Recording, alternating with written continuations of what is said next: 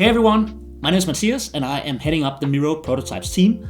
I'm very excited to show you some of the latest things that we've been shipping for Miro prototypes. There's three main things I want to walk you through today. The first is how we can evolve our existing products with AI and make manual tweaks. The second is how we can get synthetic validation and recommendations to improvements on those products before sharing it with anyone else.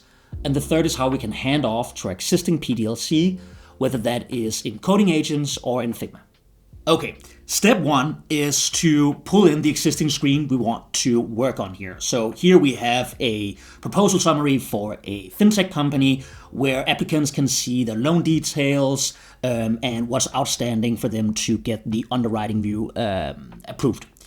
Now, let's say we've been working on some things in Confluence that we want to apply to this screen.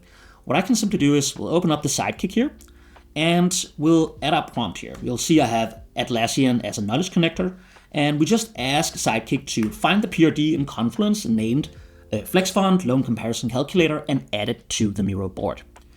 Miro Sidekick through MCP goes into Confluence and pulls in the PRD and adds it to the Miro board with full visibility into how it looks and makes it possible for us to use that as context for our generations. So let's add that to the canvas here. As we can see, we can run through the entire experience and make sure we are pulling in the right knowledge resource here.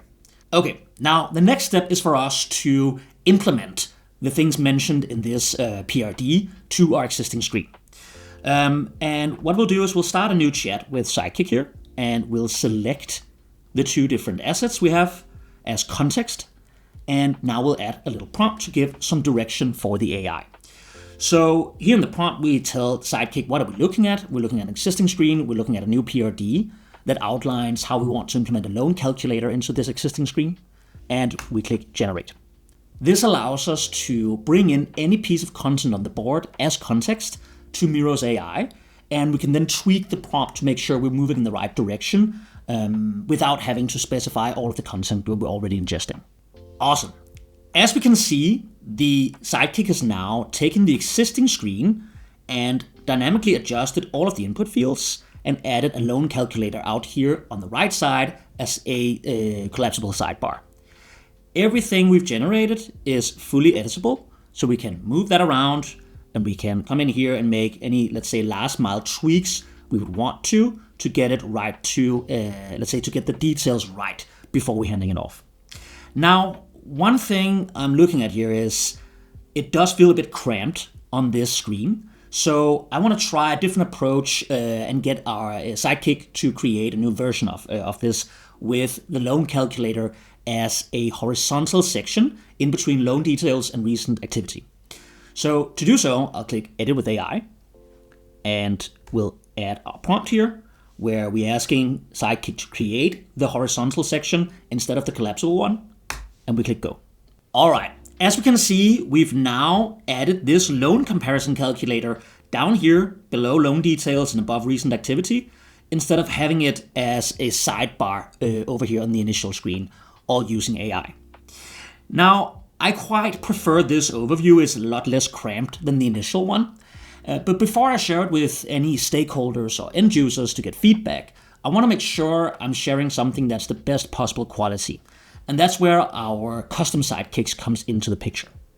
If I change my sidekick up here to the usability validation sidekick, you'll see that I prompted and instructed my sidekick to be a usability research expert.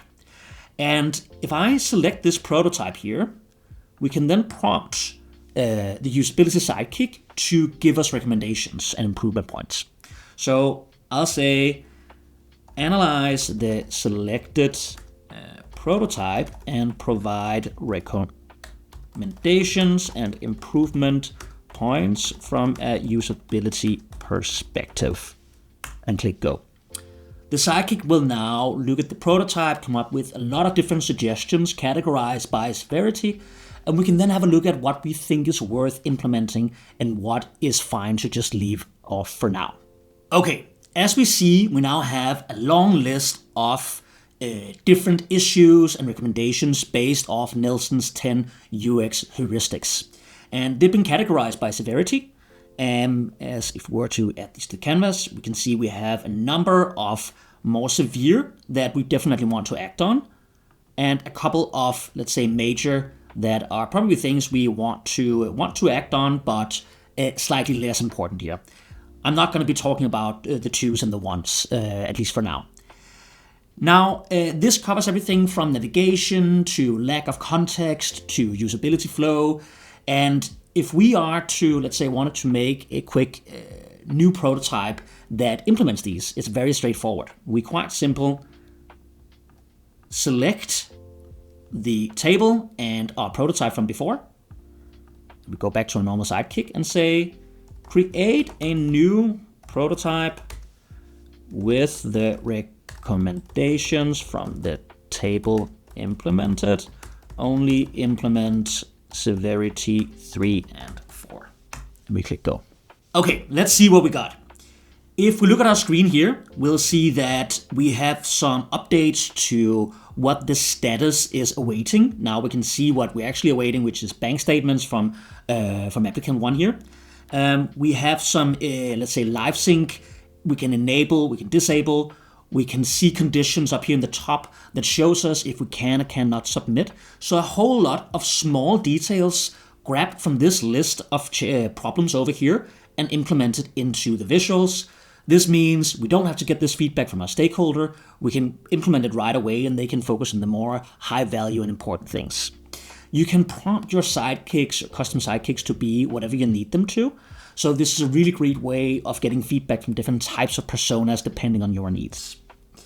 All right, we're now at a point where I'm pretty satisfied with this prototype we have here. So let's have a look at how we can bring this onwards in the workflow. Just to summarize, we've started with an existing screen, we've added a PRD to it, we made some changes both manually with AI, and we've gotten some synthetic validation and feedback on this output, and now we're going to be bringing it onwards in our workflow. And there's two ways we can do that. The first is, if I click here, I can quite simply click copy to Figma, move into Figma, and simply paste this in. Everything fully editable, and we can just work with it as we would with a normal Figma file.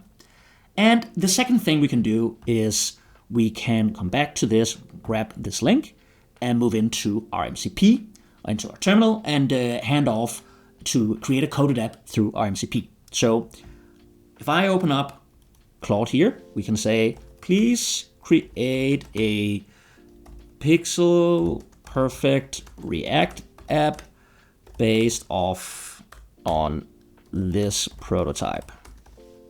And we click go. Now Claude is taking that prototype and generating a working app validation. We can just continue evolving it as we do with any other coding agent as soon as we're aligned on the direction we're moving in. As you can see, the latest updates takes a big step forward when it comes to working on existing products and when it comes to validating and aligning on what we should build next and what we shouldn't build. We're working on a lot of new capabilities we'll be launching in the next month or so.